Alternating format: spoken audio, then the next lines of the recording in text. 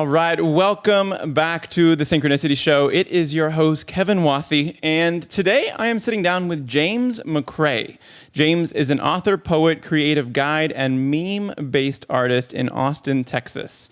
In his writing and art, he applies the principles of mindfulness and Eastern philosophy to modern life with humor and candor. James is the author of 2 books, Shit Your Ego Says, an autobiographical guidebook for quieting negative self-talk and reconnecting with intuition, and soon to be released, How to Laugh in Ironic Amusement During Your Existential Crisis, which I'm sure we're going to talk quite a bit about today. It is a poetry book and meme book about leaving your comfort zone to embrace the unknown. And something I just learned about right before we hopped on the air here is it's the first published meme book ever. So I'm sure we're going to dive into that. On his popular Instagram page, @WordsAreVibrations, James shares daily memes, poems, and illustrations that delight and inspire his audience. He also hosts The Wave, W-A-V, Words Are Vibrations, a podcast that explores the intersection of creativity, consciousness, and culture. James, my man, I am looking forward to this wide-ranging, it appears, conversation. How are you doing today?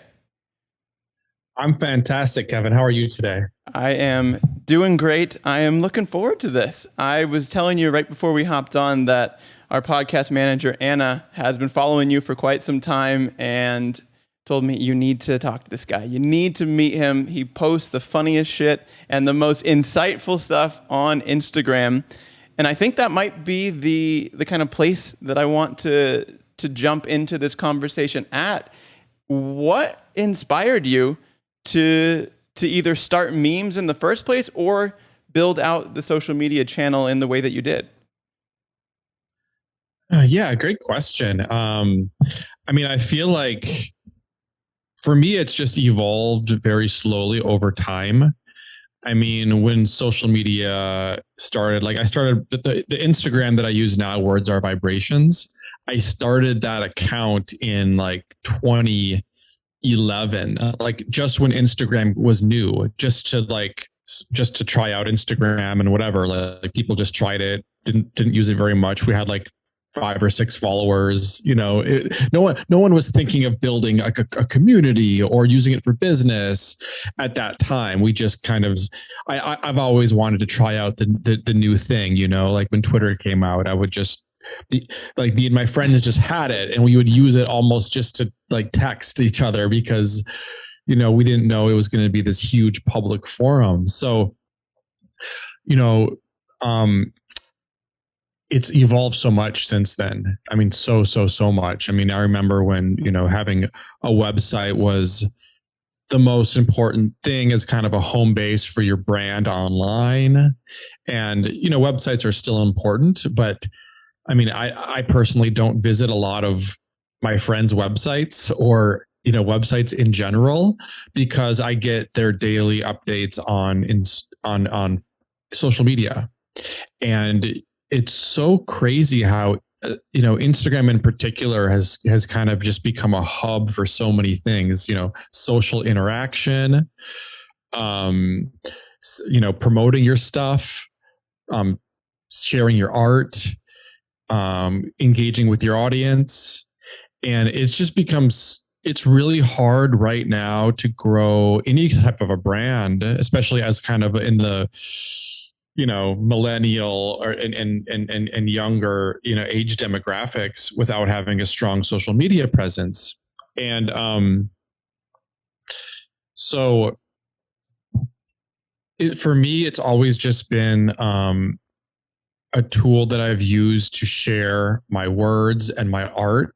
And as my words and art have kind of developed over time, my Instagram has changed quite a bit. I think when I published my first book, Shit Your Ego Says, I used it to share, some snippets and some quotes from the book and to talk about certain things. Then I started basically using it for, at some point, memes just became kind of a thing in the internet that became hard to ignore. And they became so popular and they were shared so often. And I think sometimes it's hard to recognize like what the prevailing art forms of any current piece of time are going to be. Like, I think when new art forms come into the picture, they're often dismissed as silly or frivolous because they're kind of too new to recognize them as art. You know, like I think like when impressionism, for example, in painting came along, when that was new, people disregarded it because it looked like amateur scribbles. It didn't look like a realistic painting, which was really respected, right? So, I think we're in a similar place with memes right now, where like we share memes and no one really thinks too deeply about memes. We just kind of share them and post them because they make us laugh, and we spend all our time online, and it helps to have a little bit of a break, to have a little laugh and share a joke. But now I think we're seeing like more and more like creative people start making memes and making them in a really like interesting artistic way. And there's something about that medium that communicates so much. I mean, just with a picture, just the fact that you can combine a picture with text, and you can communicate so much more than you could with just text or with just a picture. Like, it somehow just works together in this really seamless way that I think it kind of goes beyond like the limitations of our language, honestly, because you can communicate so much more with images. So I've just kind of, I've written my whole life. I used to do art. I've written poetry. I've written fiction. I've written nonfiction, and I've finally just sort of settled into adopting the meme as an actual art form. So I used to wake up every morning and kind of like work on my books, and like go in front of my laptop and type. And now I kind of dedicate my morning creative time to like thinking of meme ideas. So for me, it's the same creative process. I'm just playing around with a new medium to express myself in. And really, since I started doing that, like my Instagram has blown up. I mean, in the past 6 months, when I started kind of making memes on a regular basis, it's blown up because ultimately,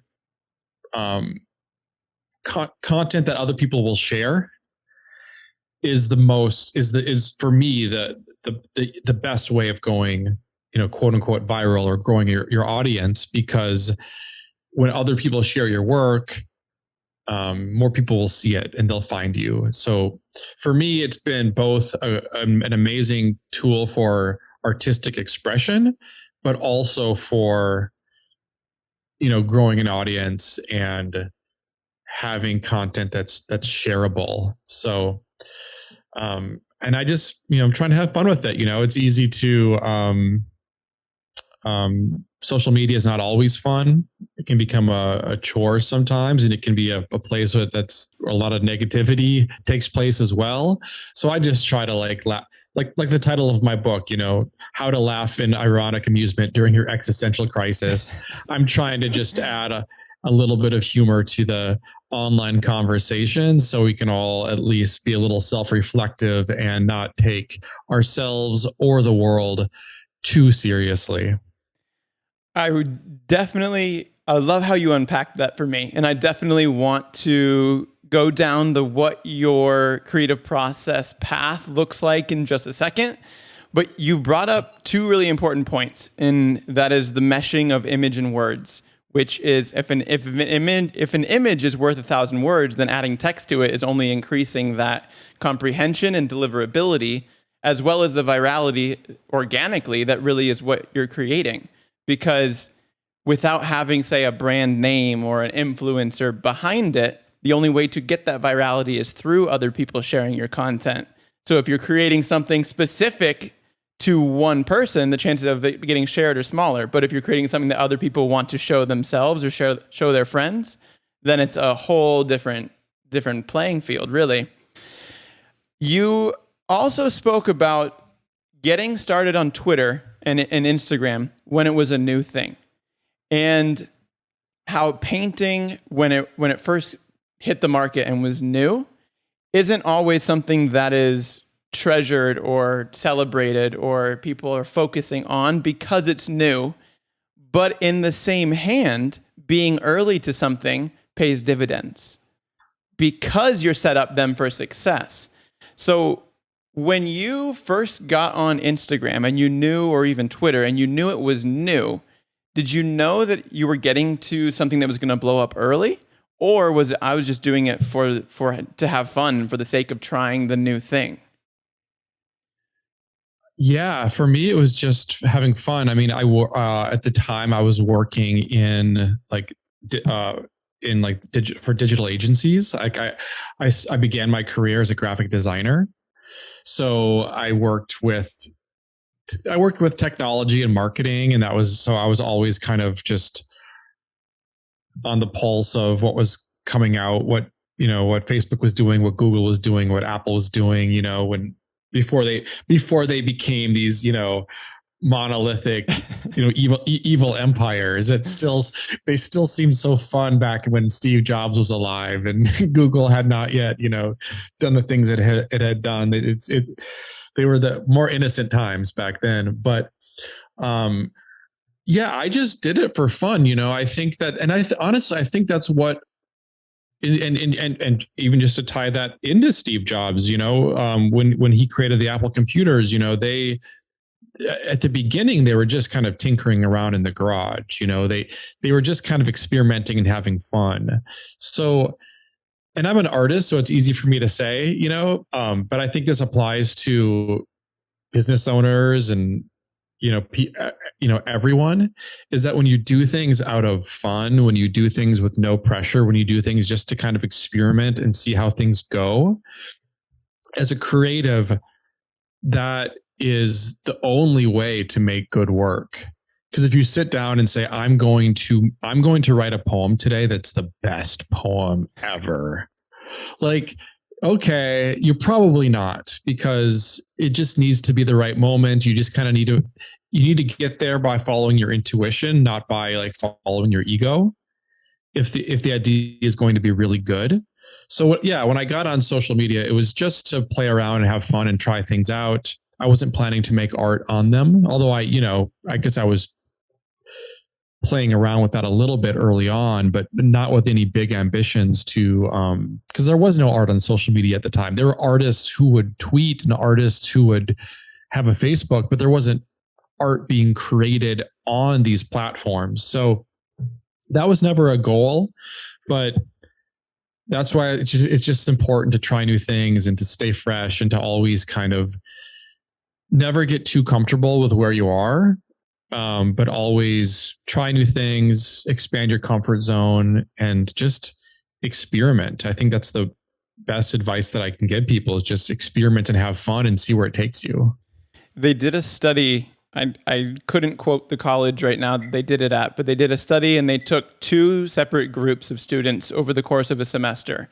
And they told group A that they needed to give one creative assignment per day for the entire semester. And then they told group B that they only needed to submit one assignment for the whole semester, but it needed to be their best assignment.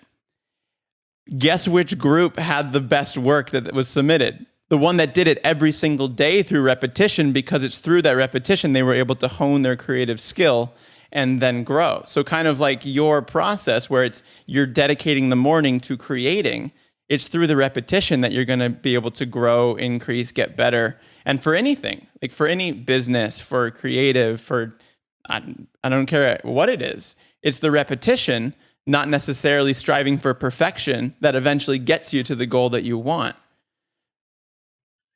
Yeah, 100%. In fact, and that's what's great about like memes, for example, or social media content in general. You can't be too precious about it because it goes by too fast, right? So when you're making memes, it's like, I don't care much, like any individual meme. It's just like, okay, if it doesn't do well, I'll just post a new one the next day. Like, it's not like you can't treat it as too precious. Like sometimes I'll just get I'll I'll see an image and I'll get an idea for a meme and I'll just make it really quick and then just post it right away. No thought, like zero thought or like premeditation behind it. Just like, oh, cool. This looks good. This is fun. Post. Not even like worrying about, is this the best thing ever? Well, no, it's not, you don't need to make the best thing ever. I think that chasing perfection can really slow people down and like put like a burden and barrier on putting your work out into the world, because you're like, is this good enough? Is this perfect?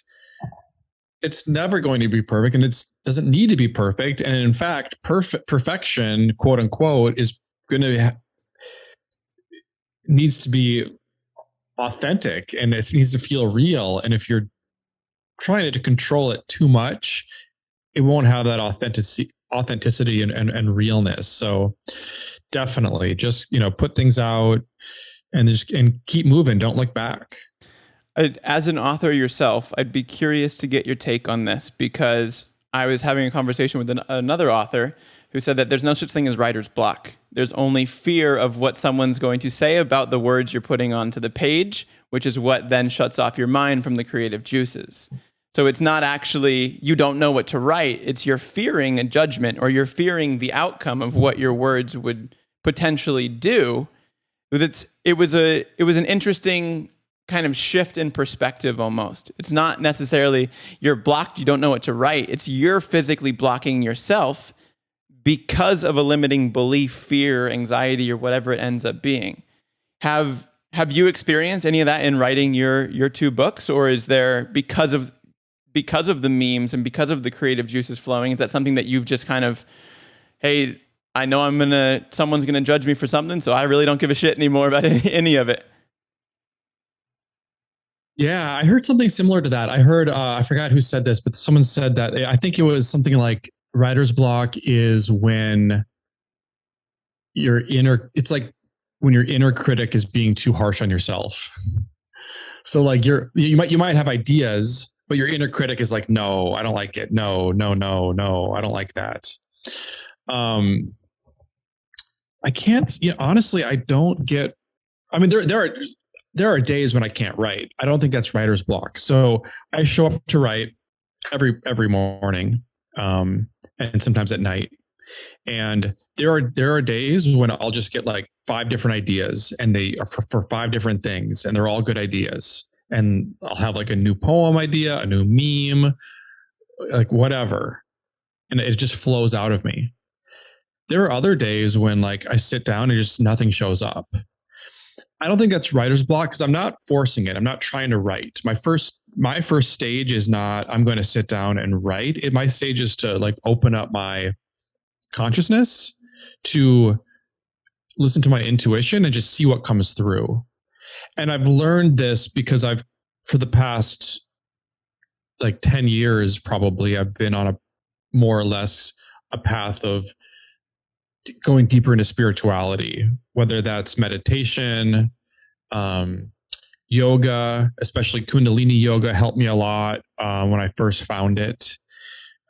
Doing things like plant medicine, and just learning how to tap into my own intuition and not trying to force ideas with like my ego.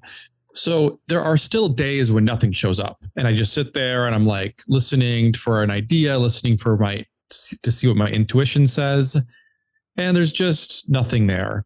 That happens. It doesn't happen a lot, but it happens. I don't consider that writer's block, because I'm not trying to write something. So I think like writer's block is sometimes like when, think of like the yin and yang in everything, right? Yin is like the feminine side that's more receptive and more intuitive and more passive. And yang is the masculine side. It's more active. It's about doing. It's about forcing. It's the energetic side, right? And I think for me, I think writer's block is sort of when you're over reliant on the yang energy. So like you're going to sit down to write, and you're thinking, I'm going to do, I'm going to create, I'm going to make, I'm going to do this action. But unless you're integrating that yin side, where you're going to just be a vessel to receive and to almost become a channel for inspiration and intuition. Unless you're doing that as well, I think you're going to hit some roadblocks because you're trying to force it out. You're trying to force it out. But if you just take a step back and meditate, or just take some time away in general, maybe start to read and listen to music and just let things come into you, the output will flow a lot easier. So for me, that's just creative flow, is being in a place where I can receive, but then also being able to, when the idea comes, get it out, write it down as quick as I can, get it out, and then move on to the next one. So it really becomes like a flow, comes in from the yin, leaves through the yang, and it just kind of cycles. So for me, that works really well to avoid writer's block. It's almost the definition of yoga if you take a step back and look at it as a whole, because you're approaching a creative aspect from the internal to external rather than from the external to internal. Rather than forcing something externally, you're saying, hey, I'm going to open up and create space in order for the internal to flow through me, so that I can then, as you said, like channel it, say, onto the page or onto the me or in an image or whatever it ends up being, which is, I feel like, the stark opposite of how most people approach different elements of trying to create success or goals in their life. It's, I'm going to do this, I'm going to force it, and then after a while, they no longer enjoy it because they're trying to do something because of the external impulse rather than starting with the internal impulse from the get-go. Yeah, and this is a huge problem in society across the board, because we're talking about the suppression of the feminine. That's kind of like the essence of what we're talking about. And people debate about what the patriarchy is, but I think that's what it is like, collectively, and this is men and women, because we both have masculine and feminine sides, and the yin and yang applies to both men and women. But I think collectively across all of Western civilization, we've suppressed that, our intuition. We've suppressed the yin. We've kind of fallen into this hyper rational, go, go, go, do mentality. That's just part of, the industrial world we live in, and it's part of the capitalistic society we live in. Because when you try to when you need to make profits every quarter, you often, you need to go, go, go, go, go. You often don't have time to take that necessary step back to make sure what you're doing is the right thing, to reevaluate your choices and to make sure that they're aligned with your principles and your values and the economy and all, or the environment, I should say. So, yeah, I think that's what it is. I think that that part of all of us has been suppressed for a long time, and it seems like that's starting to change. And it seems like people are more and more, men and women, are really tuning back into that and integrating both sides in a more sustainable way. Why do you think that is? I think that a lot is changing. I think a lot is shifting. I think there are a lot. I think there are a lot of metaphors for it, and I say metaphors because I don't believe anything in a literal sense. But people talk about how we're moving into the age of Aquarius, for example. We were in the age of Pisces. Now we're in the age of Aquarius. There's just cycles that go through history. And it seems like we're definitely going through into a new cycle at the moment. And I think everyone feels it. And it's been happening for a long time, especially since the 60s. There was a lot of, the feminist movement, for example, got really gained a lot of traction in the 60s. And it's kind of running in full force right now. So I think it has something to do with our consciousness as a collective that has shifted and is elevating. So we can now, the old patterns that we used to have as humanity, especially like as men, like being abusive to women, or, people that would come home from work and drink a bunch of alcohol and beat their family. That was a normal thing to do for a long time. And I think that people that are, our age or younger or whatever, like that doesn't seem like for the most part, that seems like barbaric.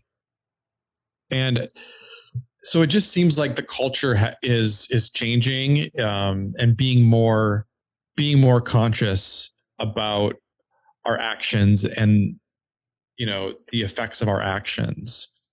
And it's ultimately a really, really, really good and needed shift. I think that's one of the blessings that it's been happening, I agree, for a long time, but I think it's almost been supercharged, for lack of a better word, because of the pandemic itself, because so many people had to sit by themselves, had to like retreat into an environment where they're not able to go out and distract themselves externally. And they're forced to then sit and kind of allow all this conditioning to almost peel back the layers of the onion or begin to decompress, because there's no out for them to do. And yes, technology plays a role in maybe allowing them to not fully embody that or embrace it because they use it as an escape. But I feel like it was so long, we were locked away almost for so long, that there was a positive that came out of all of that. Granted, yes, there was a lot of negative elements of the pandemic too, but I think that's one of the ones that when you shift it, we're now leveling up because of the negative that was the pandemic of the last, 18 months, almost 2 years now, and seems to be never ending and continuously going. So what growth or what specifically did you experience throughout the pandemic? Yeah, I think you're absolutely right. I mean, I think as horrible as it has been, not only on people's health, but on the economy and on people's mental health, it's been a pandemic in many ways, right? So it's been really hard, but at the same time, it has given us a new perspective. At least those of us who have been receptive enough to receive it and open to it. Everyone I know has changed. We've all changed, and some people have had a really tough time. Some people have had an okay time, or even a great time. And I kind of feel like, we all go through stages of difficulty in our life, whether that's an existential crisis or a dark night of the soul, whatever it is. And these are healthy because it's difficult, but it allows an old part of ourselves to die so that we can step into, a new version of ourselves. And I feel like the people who have gone through those dark nights of the souls and those existential crises in the past, or have gone on a spiritual journey, or have, gone on a plant medicine journey, and they've seen the depth of that. In my perception, these people have had an easier time over the past year because they kind of know the territory. Once you've had a dark night of the soul and you kind of get through it and you come out the other end, and it was painful, but then you are thankful that you went through the journey. And I feel like that's what we're going on collectively right now. So the people that have kind of like just followed the rules and followed social expectations and done everything they're supposed to do and never kind of questioned their existence or their purpose, I think that those are the people that are having the hardest time because they've never had to go deep and into themselves to kind of face their deepest fears and insecurities. And they're finally having to do that. And we as a society are finally having to do that together. To piggyback on that as well, too, I feel like those who haven't had to go through some shit, or those who haven't dealt with things in their life, aren't then prepared to handle adversity. It's almost like having a sheltered life growing up, and I've seen it. I went to a private school until I was in 8th grade, and I saw that like 7th to 8th grade was this massive, this is the real world. What the fuck has been going on until this point?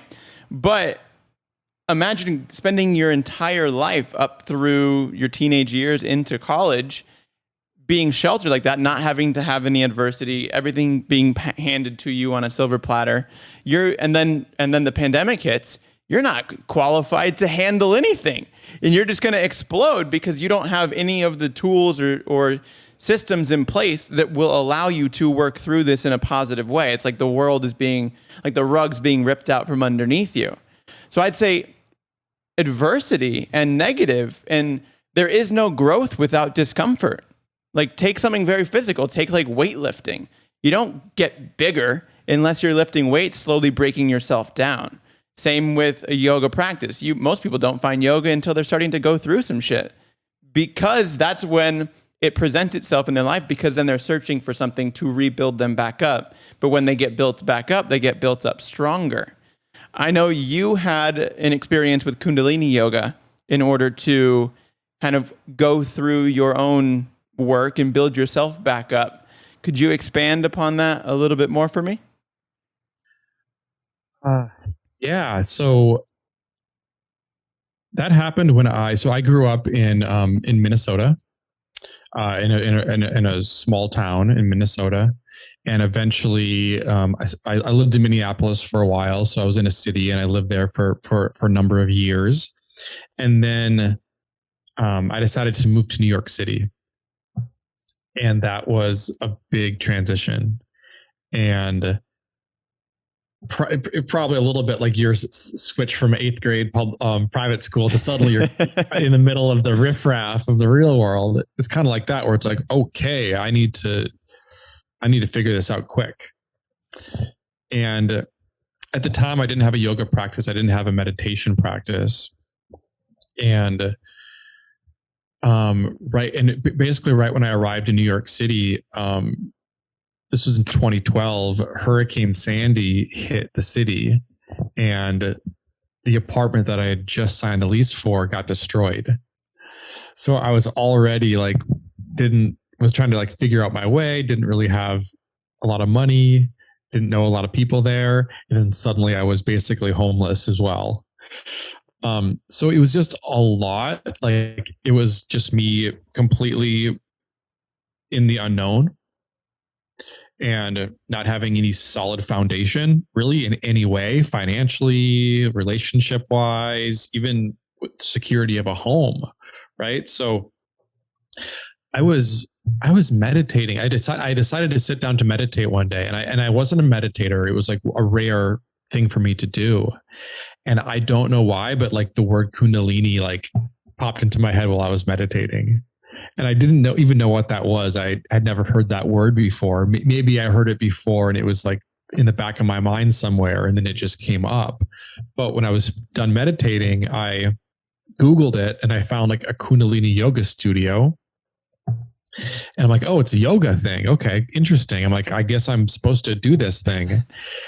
And I just went the next day. And it was really weird because I had never really done hardly any yoga at all. And suddenly I'm in this Kundalini yoga studio, and it's like people are wearing white, and they have some people had the teacher had a turban, and they had this just ethereal music playing. And it felt like walking into a temple more than it did a yoga studio. And people were chanting, and people were breathing in all these weird ways. And I'm like, what am I doing here? But by the time class was over, I felt really good. I felt just talking about getting to that state where you just have an open channel for creativity and for intuition. It's like that was wide open, because all of the tools and the chanting and the breathing and the movement, it all just really helps to clear your aura and just kind of tune you in. So it felt so good that I just decided to keep going. And it really just became a foundation for me. And I realized that it's funny how many people in New York City have really dedicated spiritual practices. And more so than other cities, I think. And that's because when you live in a place like that, that's so demanding, or you have like a demanding job, or you have a lot of stress in your life, you need something opposite to balance that out. So for me, it just really it gave me a foundation. And I think that when our nervous system is calm and we just feel kind of secure within ourselves, that really helps all the external stuff to fall into place. So for me, it just gave me that kind of feeling of being safe, grounded, aligned, just my own body. And then subsequently, all of the chaos around me just started to be a little bit more manageable. It's almost in a sense born out of necessity. And then Yes. And then you recognize the positive benefits because it offsets the negative ones that you're seeing externally in your life. How has your either meditative or yoga practice benefited you in a creative endeavor or in a creative environment? In every way, honestly, because I think it's like that has given me, like, I sometimes feel like when I'm creating, or like when I'm writing, I'm collaborating with some muse or spirit or guide, or where ideas come from is an interesting question, and no one exactly knows. But it seems to me, like, having been a creative for a very long time, it seems like we're kind of tapping into ideas that exist beyond us. And what is that? I don't know. Like, are we tuning it? Are we tapping into the collective unconscious? And are there all, like Carl Jung might say, are there all kinds of like archetypes and just ideas and structures that exist within the collective unconscious that we can kind of collectively access? Yeah, that could be. Are there spirit guides out in the ether, in the universe, that are trying to speak to us and are trying to give us, guidance? That could be too. But either way, I think that to be creative, you need to be able to you need to go beyond your own conscious ego and tap into where the murky waters of the unknown, where the good ideas are actually hiding and waiting for you to go deep enough to find them. So if you want a good idea, you got to swim really deep into the depths of that collective subconscious, right? And for me, like, meditation and yoga were some of the first things I learned that helped me to navigate the murky waters of the unknown. Because I think that a lot of good ideas, like, it takes me a long time to have a good idea. Like, I might have like an inkling of an idea. I might have like just the faintest whisper of an idea, but I really have to sit with that and not start writing right away. I might want to just like figure out what this idea is a little bit more. And it's similar to being in a state of meditation where you're just not trying to rush anything. You're just trying to sit with it. So for me, I don't think I would be able to have the depth I do as a writer and as an artist without having those spiritual tools to help guide me. It essentially gives you a boat on which to navigate the murky waters. And the more you focus on that one spot, you got the light at the end of the boat shining exactly where you need to be going. Or it's scuba gear. It's like it's like putting on scuba gear so you can actually dive in and go deep. I like that too.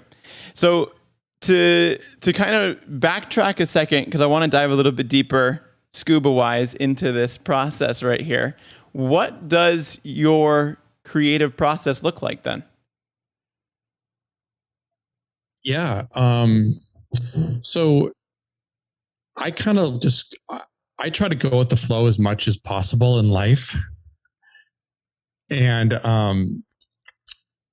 so for example, I try not to force, like, I usually have a lot of creative projects going at once. Book ideas, I'm doing like a spoken word album right now. Instagram ideas, podcast ideas. I try to not force any of them at any time. Like I really do kind of sit down in the morning and let whatever wants to come through. Like I'm very lenient, and this works for me. Some people need discipline. Some people need like, I'm going to write this book and I need to sit down and commit to writing 5,000 words every day.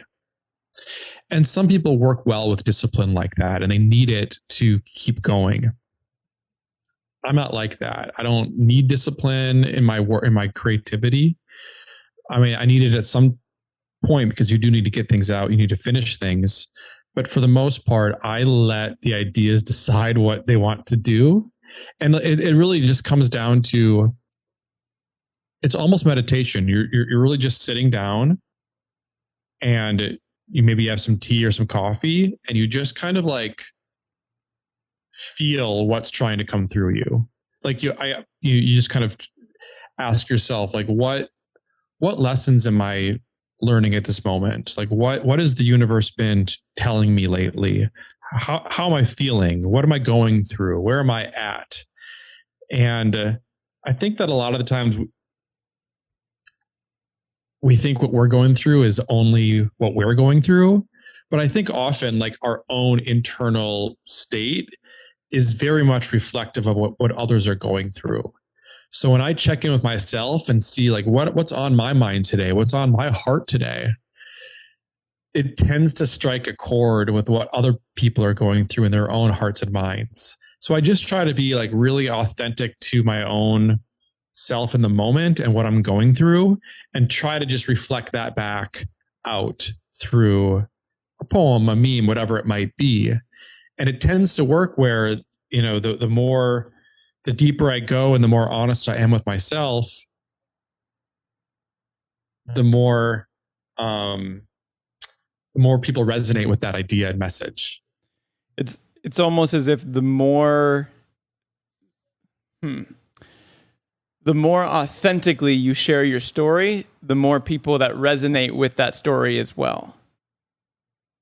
Exactly. And we all I think that people might not have your exact experiences. People might not have had the same challenges and whatever that you've had, but people have had their own challenges and their own, setbacks and their own journey. So I do think that the more honest and truly like vulnerable you can be in your work, especially as a writer, the more people will connect with it, because it's gonna touch them in a deeper place. It's gonna touch them. The goal I think is to touch people in the heart rather than just in the head, because it's going to resonate more if it touches them from a deeper place. So is this something that every single morning you sit down like clockwork to do, or is it more sporadic throughout the day? And when something comes to you, you kind of sit and let it simmer and then continue down the path? I think it's both. If ideas can come at any time, for me, I work best in the liminal spaces of like morning and night, because during the day, like I like to do podcasts in the afternoon and do exercise in the afternoon, because the afternoon for me, there's stuff going on. You're getting emails, you're getting texts. You have appointments. You have to do stuff. It's hard to really sit down and be focused. Because I think for me creatively, I need space. I might have to sit down for like an hour in quiet to get a good idea. And during the day for me, it's hard to find that time. So I like to, when my channel is still open, before all the demands of the day start to come in and distract me, I try to carve out that time for myself to just devote to creativity.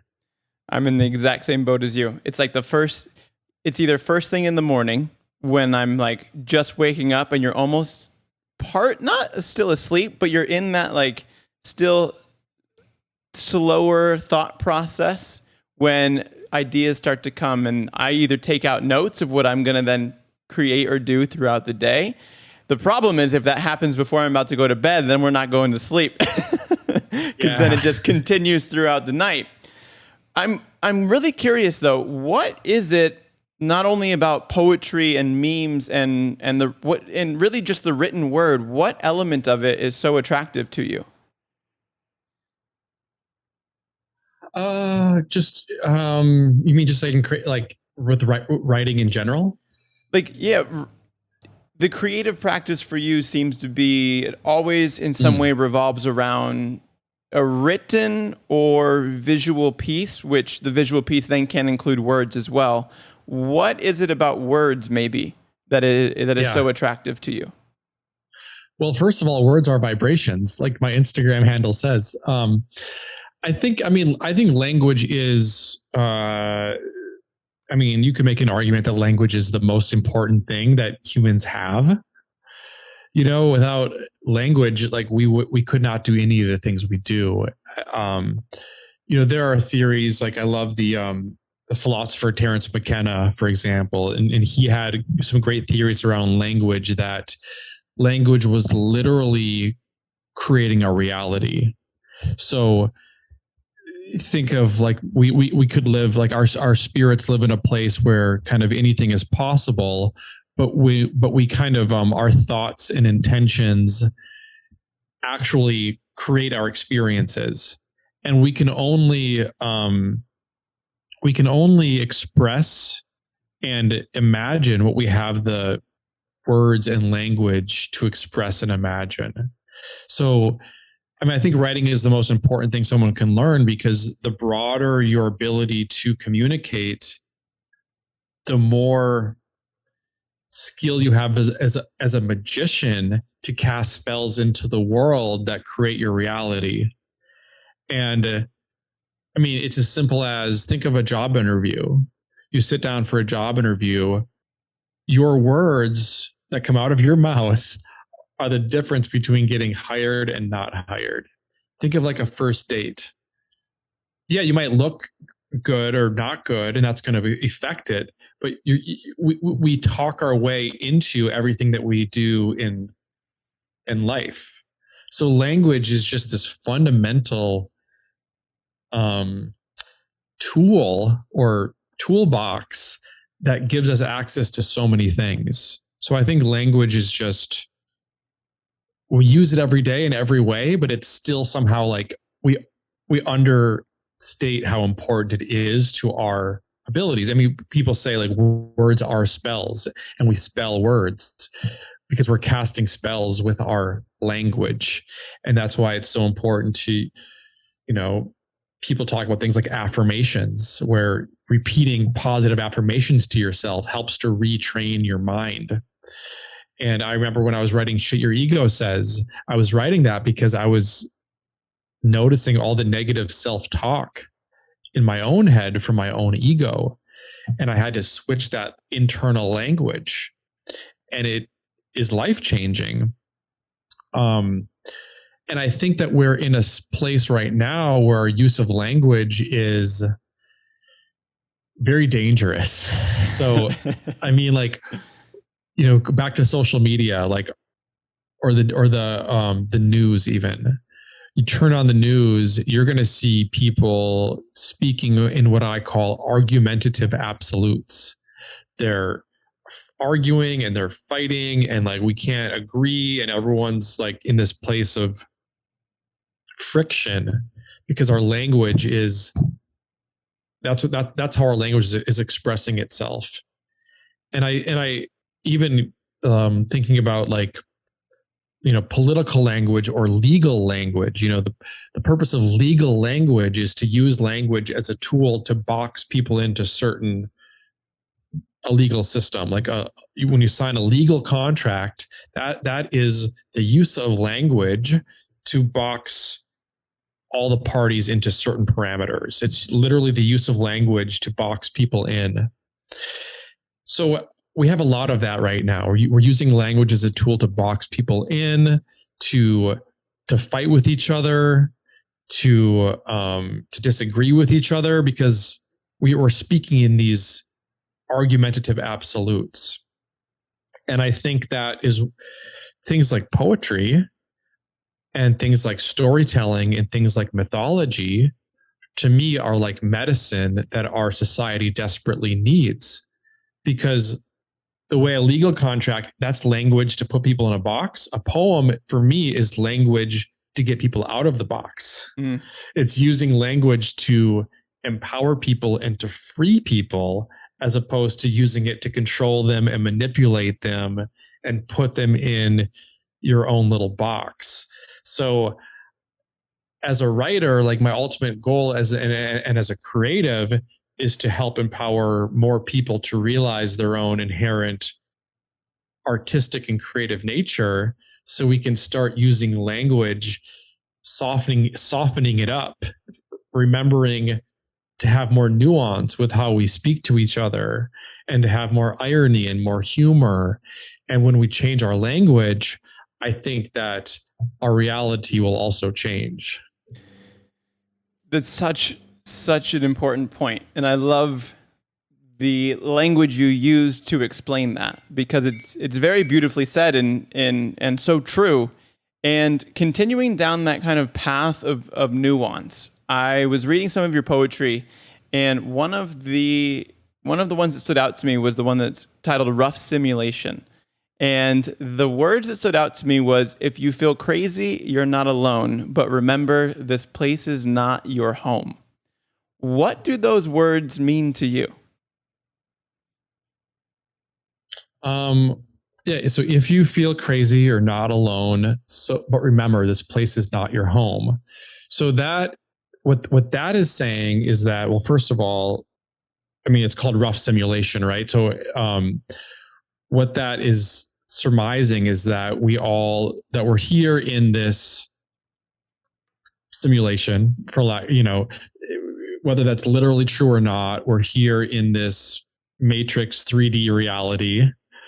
And it's a rough place to be, right? There's a lot of tension here. There's a lot of friction here. There's friggin' pandemics here. There's poverty here. There's illness here. There's sadness here. There's tragedy here. There's corruption here.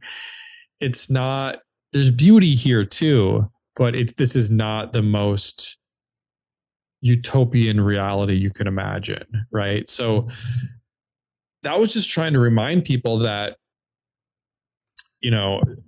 there's more to the universe than the day-to-day physical reality that we live in. And I don't have any specific, religious or spiritual beliefs around what that is. So when I say this is not your home, I don't claim to know what all of our homes are, but I do believe that, we all have, the idea that there's a animating life force within us that is prior to and beyond the physical body. I think people will argue against it, but I think that that's something that I believe very strongly. And I think there's a lot of evidence to support it. And that, consciousness is not just the random result of, brain chemistry. There is, and it goes back to the collective subconscious. Like, what is that? If this is all just exists in your own head, how can we tap into this collective subconscious where we're all kind of sharing similar archetypes that are kind of informing the physical world? So I don't claim to know what that ultimate consciousness is, or what that animating life force within us is, but for me, that's the true eternal reality, right? Like, that is something that won't, like, energy does not die. Energy just changes form. So I try to remind people that, yes, we're here and we need to make a good world, and we need to be nice to ourselves and each other, and we need to take care of the planet and take care of each other. But remember that this is not, like, a lifetime is it's a blip on the radar, and it's going to end, and things transition. So ultimately, like, don't take this super, super, super seriously, because like, and that honestly, like even things like COVID, like how much do we value when we know that we're all going to die? Is the idea of protecting ourselves at all costs? Is that the appropriate response? Like, if you're living in fear every second of your life, are you even living? You're protecting the longevity of your life, but if your life is miserable and lived in fear, is that worth it? So it's just like, hey, we're here for a limited time. We're all gonna transition out at some point. Let's at least laugh at the absurdity a little bit and not get too caught up in the drama. Let's try to have a little bit of fun, and I think that that's ultimately how we change the world anyway, is by stepping away from the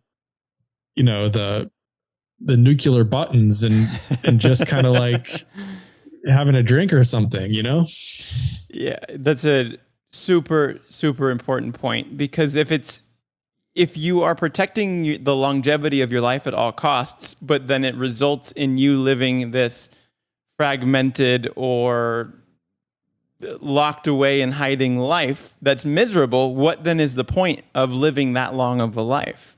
There's like, there needs to be a trade-off.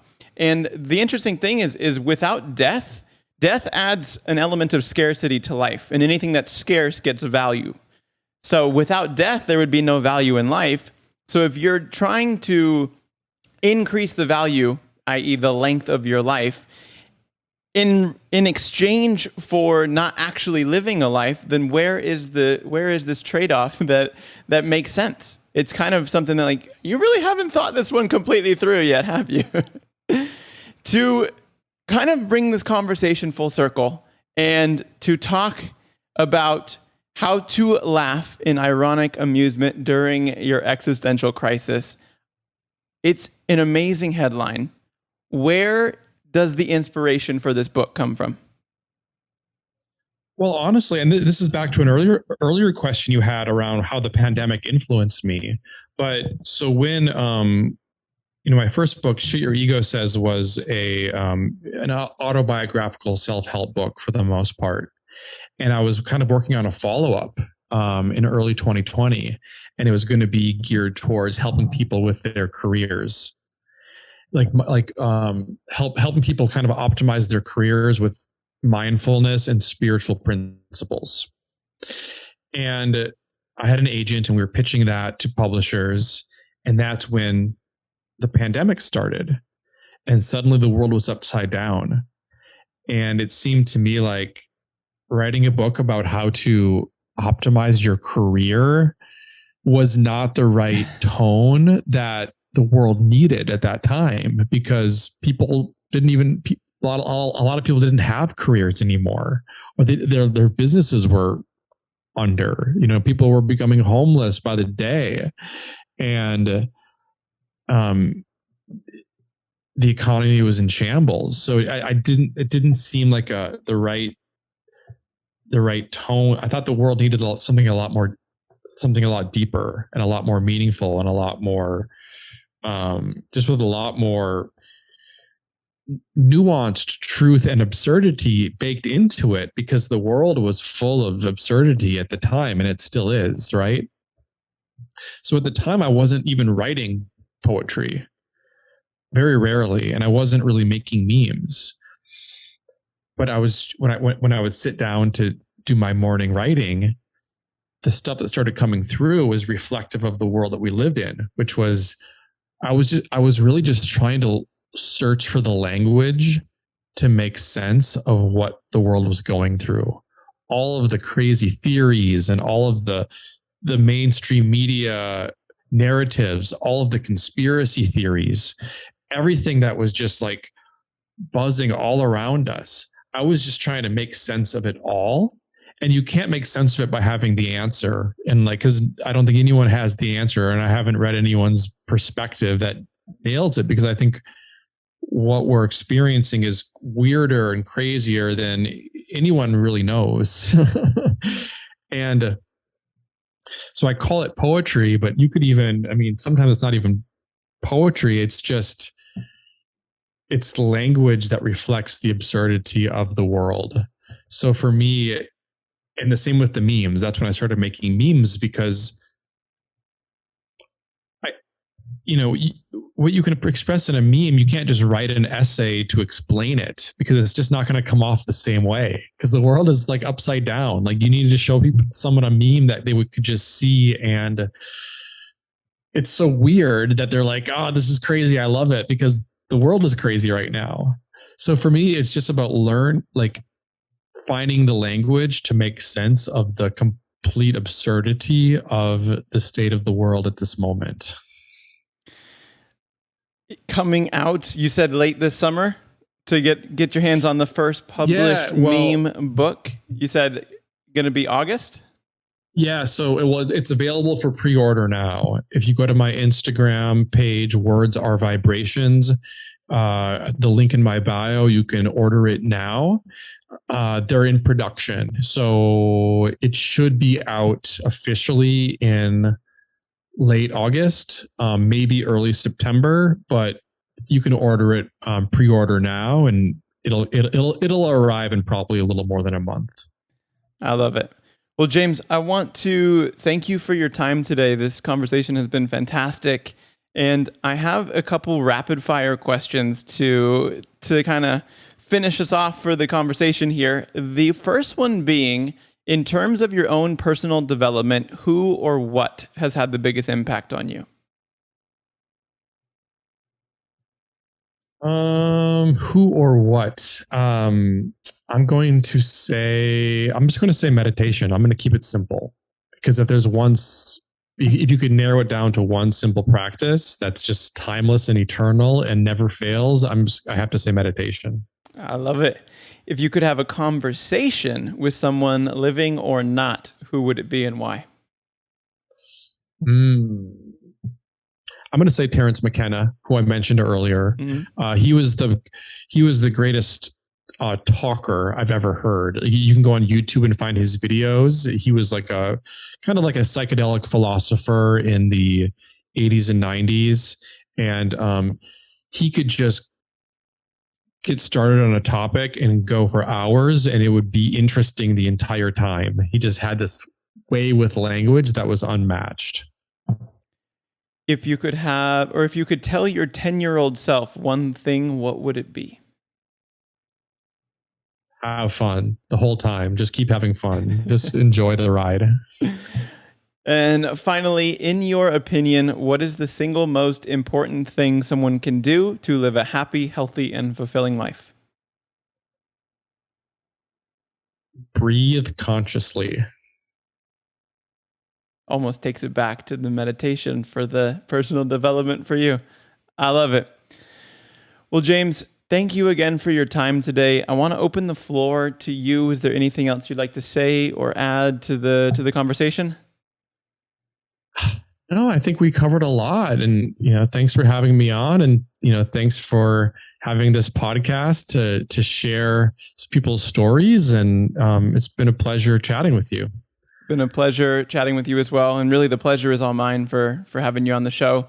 James, thank you again, and I hope you have an amazing rest of your day. Thanks, you too. Hey, it's Kevin here, and before I let you go, I wanted to let you know that the complete show notes for this episode, as well as any other, can be found at kevinwathey.com/podcast. And if you enjoyed the show, please consider leaving us a short review on Apple Podcasts. I love reading the reviews, and they're often the tipping point in helping us book some very hard-to-reach guests. Now, if you want to or would like to receive a weekly email from me called the Weekly Mindful Memo, head over to kevinwathey.com/VIP to subscribe. By signing up, you'll receive exclusive behind-the-scenes access and be the first to know about upcoming episodes, retreats, and more direct to your inbox. Again, you can sign up to receive the Weekly Mindful Memo by going to kevinwathey.com/VIP. Thank you for listening. Much love, and have a wonderful rest of your day.